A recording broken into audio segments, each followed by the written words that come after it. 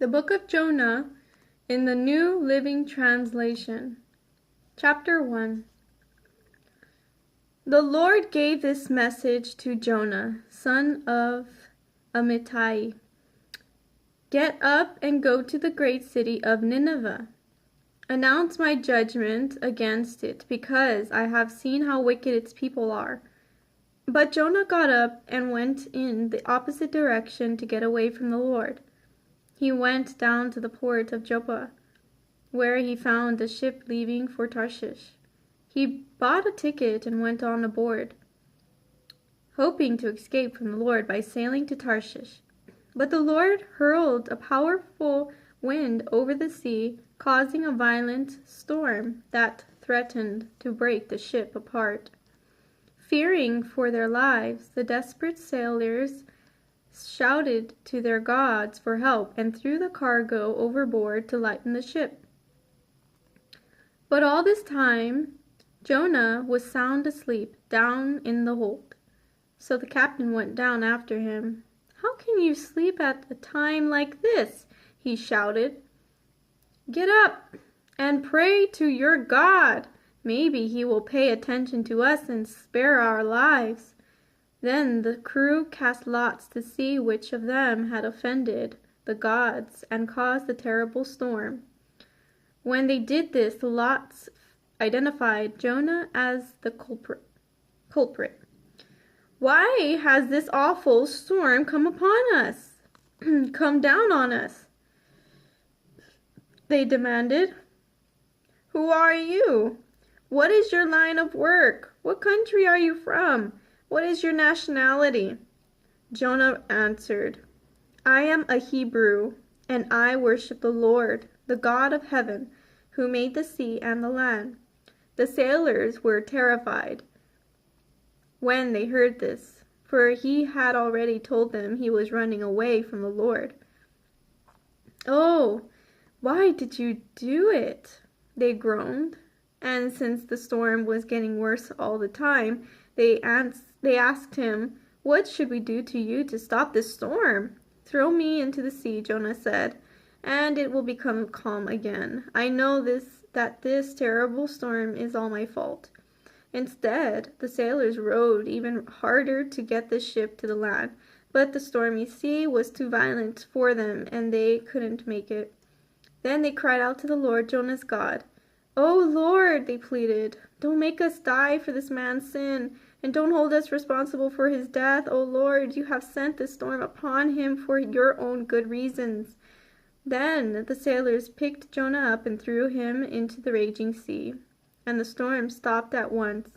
The sailors were awestruck by the Lord's great power, and they offered him a sacrifice and vowed to serve him. Now the Lord had arranged for a great fish to swallow Jonah, and Jonah was inside the fish for 3 days and 3 nights. Chapter 2. Then Jonah prayed to the Lord his God from inside the fish. He said, "I cry out to the Lord in my great trouble, and he answered me. I called to you from the land of the dead, and Lord, you heard me. You threw me into the ocean depths, and I sank down to the heart of the sea. The mighty waters engulfed me. I was buried beneath your wild and stormy waves. Then I said, 'O Lord, you have driven me from your presence. Yet I will look once more toward your holy temple.' I sank beneath the waves, and the waters closed over me. Seaweed wrapped itself around my head. I sank down to the very roots of the mountains. I was imprisoned in the earth, whose gates locked shut forever. But you, O Lord, my God, snatched me from the jaws of death. As my life was slipping away, I remembered the Lord, and my earnest prayer went out to you in your holy temple.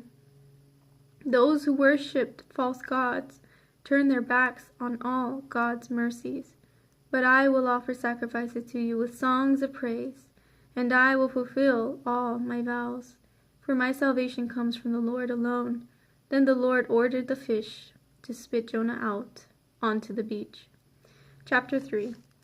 Then the Lord spoke to Jonah a second time. Get up and go to the great city of Nineveh, and deliver the message I have given you. This time Jonah obeyed the Lord's commandment and went to Nineveh, a city so large that it took 3 days to see it all. On the day Jonah entered the city, he shouted to the crowds, 40 days from now Nineveh will be destroyed. The people of Nineveh believed God's message, and from the greatest to the least they declared a fast and put on burlap to show their sorrow. When the king of Nineveh heard what Jonah was saying, he stepped down from his throne and took off his royal robes. He dressed himself in burlap and sat on a heap of ashes. Then the king and his nobles sent this decree throughout the city. No one, not even the animals from your herds and flocks, may eat or drink anything at all. People and animals alike must wear garments of mourning, and everyone must pray earnestly to God. They must turn from their evil ways and stop all their violence. Who can tell? Perhaps God will change his mind and hold back his fierce anger from destroying us. When God saw what they had done and they had put a stop to their evil ways, he changed his mind and did not carry out the destruction he had threatened. Chapter 4. This change of plans greatly upset Jonah, and he became very angry. So he complained to the Lord about it. Didn't I say before I left home that you would do this, Lord? That is why I ran away to Tarshish.